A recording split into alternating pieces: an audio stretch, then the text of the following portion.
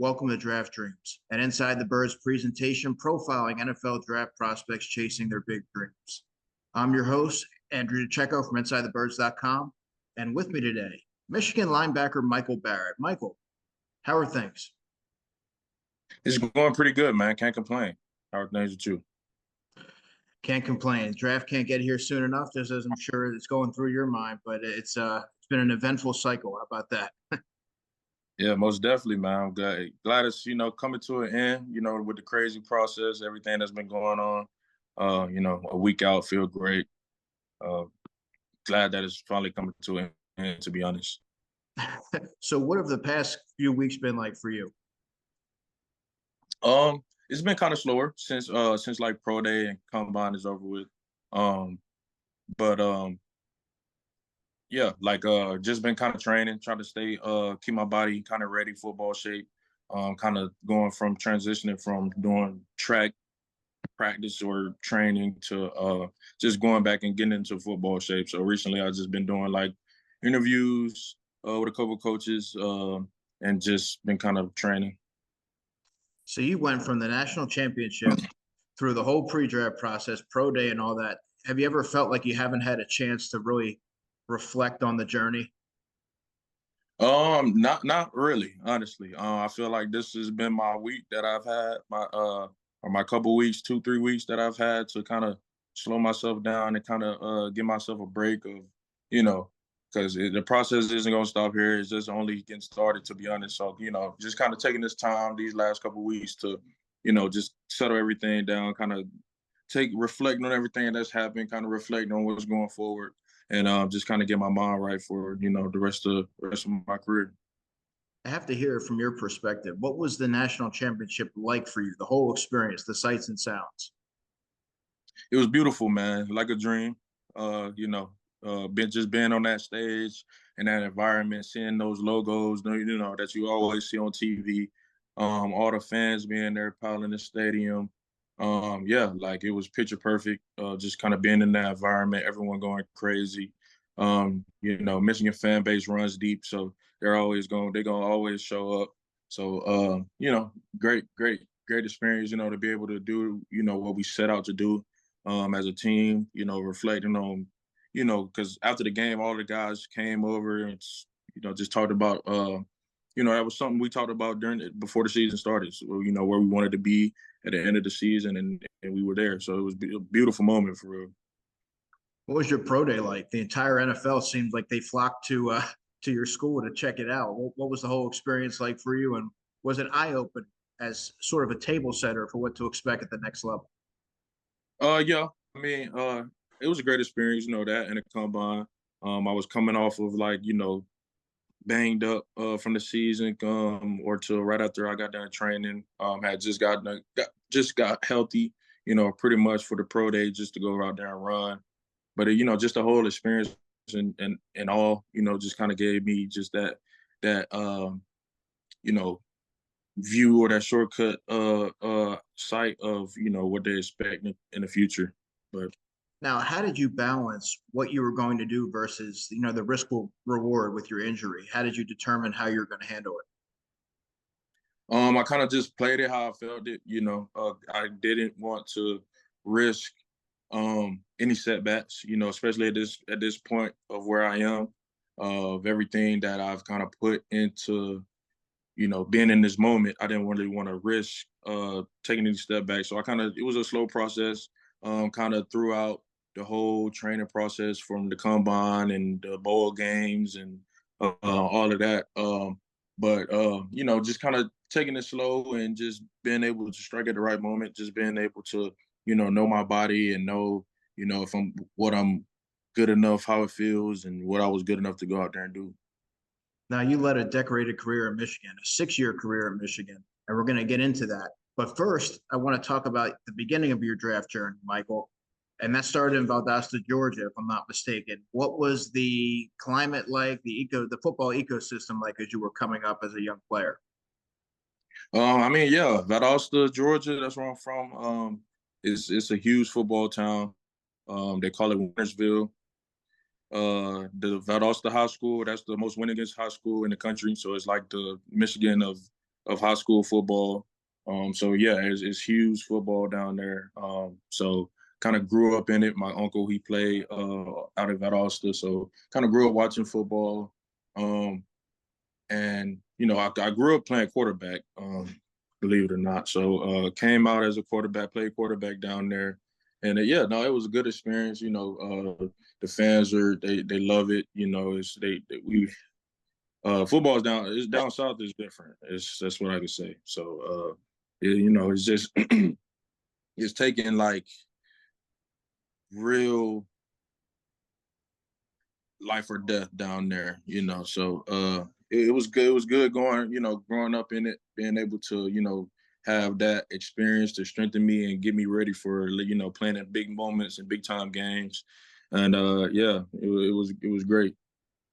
Pretty funny that you grew up a quarterback, and then when you got to the college level, you became a guy who eliminates quarterbacks. You're a tremendous blitzer. Um, I guess you grew to hate the hate quarterbacks. Yeah, no, definitely. Being on the other Uh, side of the ball, man, it's crazy having a whole flip my whole mindset. so really, when did you find that you were going to transition to the defensive side of the ball, and what were the recruiting offers like for you? I mean, coming out of high school, I had like some offers at quarterback, from schools down south. Like I had like Central Florida, South Florida, Georgia Tech, Florida Atlantic, Nebraska, um, Virginia, Virginia Tech. So I had some offers at quarterback. Could have went and played quarterback, but I kind of decided to try to, I felt quarterback probably wasn't where I was going to be in the NFL or that next step. So I felt just going out early and, making that switch earlier than trying to do it. Once I tried to make that next step into the NFL. So, being recruited, I was either going. My top two schools was pretty much Georgia Tech and Michigan. Michigan was kind of recruiting me as like an athlete, kind of selling me on special teams, things like that. And I came in when I first got on campus at Michigan. I was a slot receiver.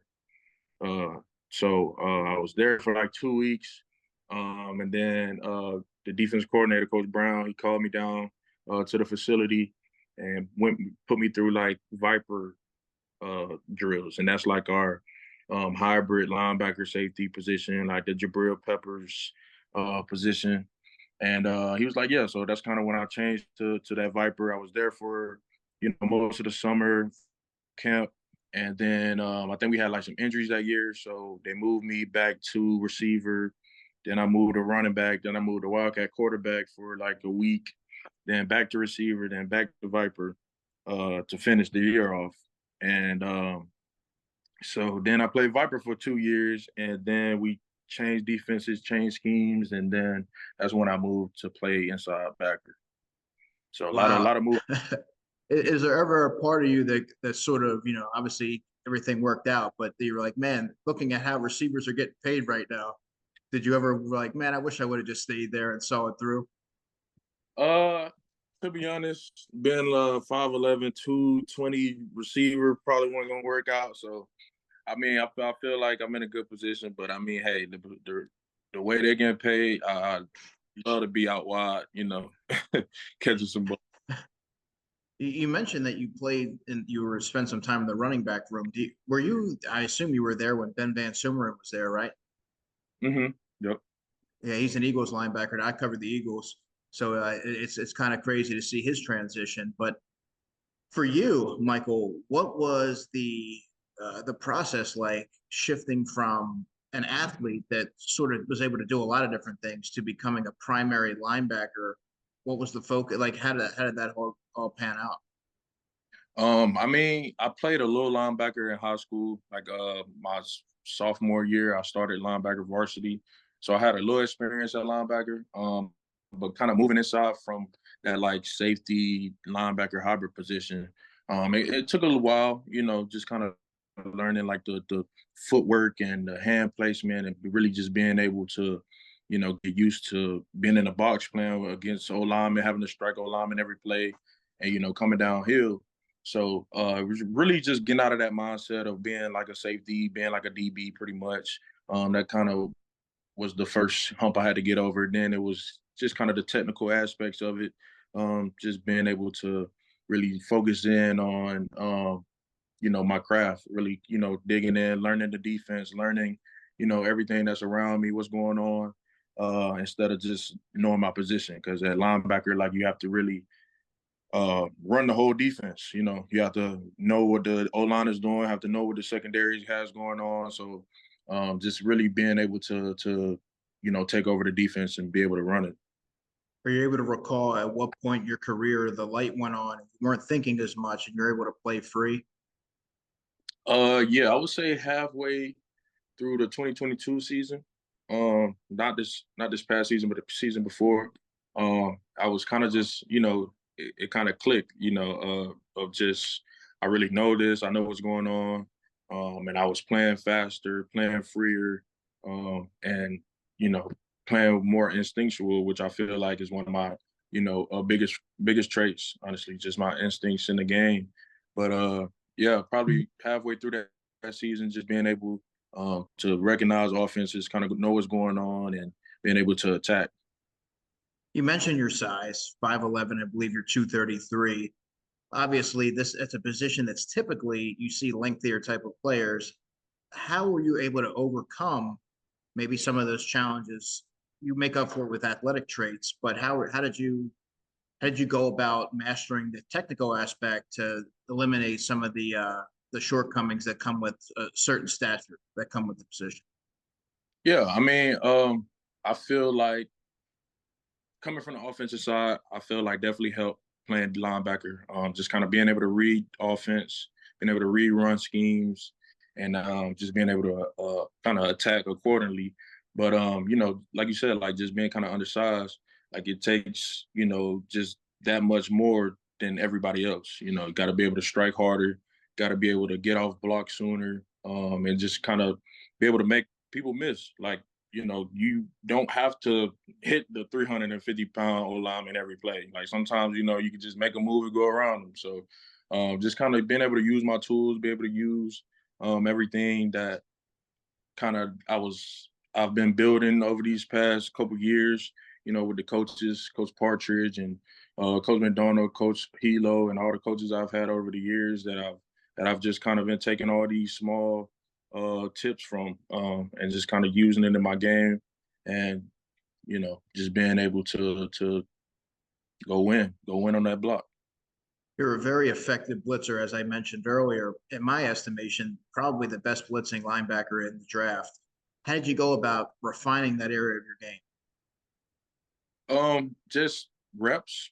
I went out during the summer, got some pass rush work down in Atlanta. I'm sorry. Um, had it was like a pass rush summit or something that we had was doing, like just working it, working different moves, just kind of knowing a lot of blitzing is like disguising, just kind of playing that game with the offense of like, oh, okay, like I'm probably having them think I'm dropping so that they can slide a possession the other way, and now that I'm free or I got a one-on-one with the running back, and little things like that. So just kind of just going back into just kind of knowing what's going on, knowing offense, knowing defense, and really just diving into uh just playing that game. It's a cat and mouse game at that point when you're on the field. So You spent the 2022 and 2023 season under defensive coordinator Jesse Minter. What did Jesse do to accentuate your skill set, Michael? And what did you learn from um I feel like he kind of just the way he set up a lot of blitz, the way he set up our defense. He kind of had it to where not it wasn't just kind of set around one person or one area. Like it was free for everybody to go make a play, and when it was your time, like it's your time to go make that play. You have to go make it. So that's kind of just him just being able to use me at the right moments and the right time, and using my assets that I have, and just being able to knowing that I'm good against like a running back, good against one-on-ones on the running back, good in the middle against like a guard, and just kind of my traits. He's a smart coach, man. He knows a lot. Don't really say much, but he knows a lot, man. He taught me a lot of defense. Just taught me a lot, like the why behind defenses, the game situational defense, pretty much situational awareness, and things like that, just to help me play faster even more. In 2022, you're named the most improved player on defense. What do you attribute that to? Um, Coach Herb. Coach Herb, that year, the year before, I was, the year before I was going through some stuff, and sit down, and Coach Herb kind of just stayed in my ear, kept me, uh, focused on what was going on, kept me consistent. Like he kind of just was kind of that gnat in my ear to keep me consistent with everything that I was doing. And I feel like, just him being there and him really, egging that in my ear really helped me to kind of stay consistent throughout the year of that up path that I was on. And helped me to, especially in the weight room, just get me stronger, get me faster, and things like that. So. And you were named the team captain in 2023. What did that mean for you to earn that honor? And what do you think your teammates saw in you behind the scenes to appoint you a captain? Yeah, like I think they just saw that growth that I had. Like a lot of the guys kind of was with me through my journey here at Michigan. Just kind of seeing the growth from when I got here to where I am now. Just seeing the consistency that I had started playing with, started using kind of in my day in and day out process. Kind of and it's a great honor, to be able to be picked as a captain of your peers. Somebody that they look up to or they look to whenever we need just that encouragement or just that guy to be that it factor or that tone setter. And just to be looked at as that from your peers is a great accomplishment. You appeared in 64 career games in Ann Arbor, the most in program history. When you go back and look at your legacy or just the stamp you put on the program, what are your thoughts? I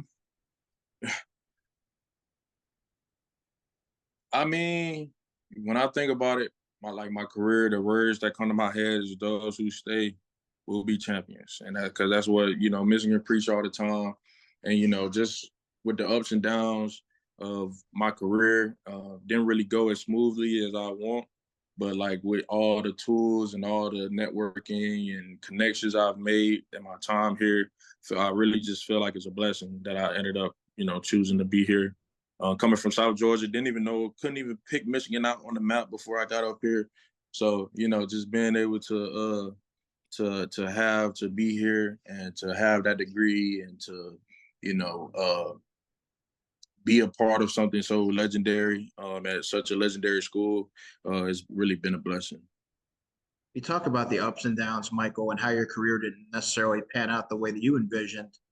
How did you navigate those challenging times, and what did you lean on? I really just lean on family, lean on those who are always there, have good friends, good family, people who are going to be there no matter what. And I mean, just kind of taking everything to the chin. Every loss I took, really just looked at it as how can I make this better? How can I make myself better from this situation? Like, how can this situation improve me as a man or as a football player, as an athlete? And, just really digging into that mindset, really got closer to God that past year, got baptized that year. And, just really looking at everything in a glass half full type mindset. How can this situation better me, in the long run. So just kind of using that mindset, taking it day by day and just kind of growing from there. I feel like ever since I got that mindset and kind of took that with me every day, I just continue to improve day in and day out and, end up being a national champion. So What do you enjoy doing off the field? Um, Kind of lazy, man. I be sleep a lot. I like to sleep, love to sleep. Not really a crazy gamer, but I will play the game with a couple of guys from back home. Just stay connected. Um, I've been trying to get more into reading. Not really haven't really been a big reader, but I really want to get into reading. I've been getting into yoga more, and little things like that. I like to fish when I'm back at home. I'm about to go back home on Sunday, so about to hit some fish, hit a lake or something with my dad. Um, but yeah, just doing little things either around the house, watching TV, sleeping, or you know, just kind of being outside playing football or something. Want to get inside your mind here as far as getting ready for a game. What do you have any pregame rituals or certain songs that you listen to on your playlist? Uh, I mean, I try to stay mellow for most of the day or the morning before the game. I'll kind of just listening to some J. Cole, just kind of something light, maybe Raw Wave. Um, and then up until like maybe the bus ride over to the game or when I'm walking into the stadium, that's kind of when I'm in my hardcore, like, let's go get it. I'll throw on like Kodak Black, NBA Youngboy, Tupac, like, yeah, all those guys kind of just get me going, man. Get me ready to go attack something. What will an NFL team be getting at Michael Barrett? Um, a rookie vet, man, a guy, seasoned, a guy who is versatile, instinctual, and somebody who can damn near do it all.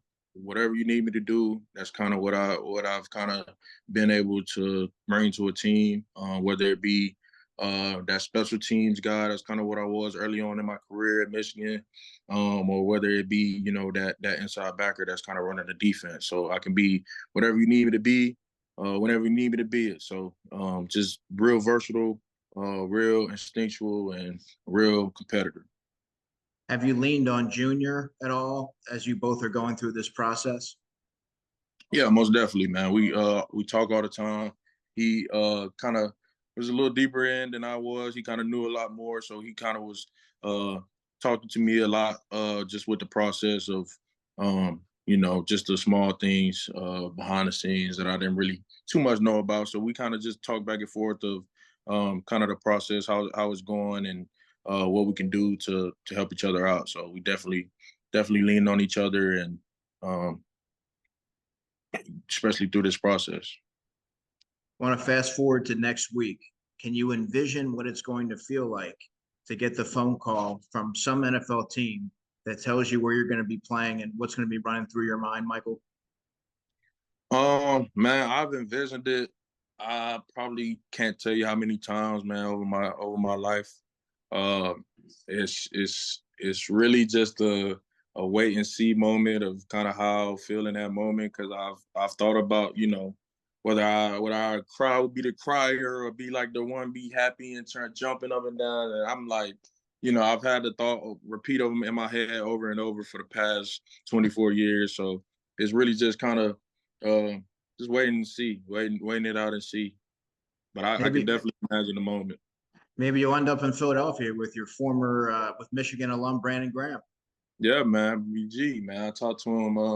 I saw he came up to the facility not too long ago. We were talking, but yeah, man, wouldn't be bad up there in Philly. BG's an Eagles legend. You already know. Um, So, last one for you. Well, how will you be spending draft weekend? he said, "How would I be spending?" Yeah, how will you be spending draft weekend? Oh yeah, I'm flying back home. Like I said on Sunday, I have like a little Airbnb for my family out on the lake down back at home. So it's a nice little house for my family, for all us to kind of stay in, have like kind of just a little vacation within the city, just to get away. And yeah, it'll be nice. Just kind of the family be there. Uh, and just spending time with them for real. I haven't really been able to see them too much, so I know they're ready to see me, and just to have everybody there together, it'll be a good time. Well, I really look forward to it. It's been a pleasure watching your career and watching you grow and develop over the last 6 seasons, Michael. Can't wait to see what the future holds. That's going to do it for this episode of Draft Dreams. From Michael Barrett, I'm Andrew DiCecco. Thanks for checking it out.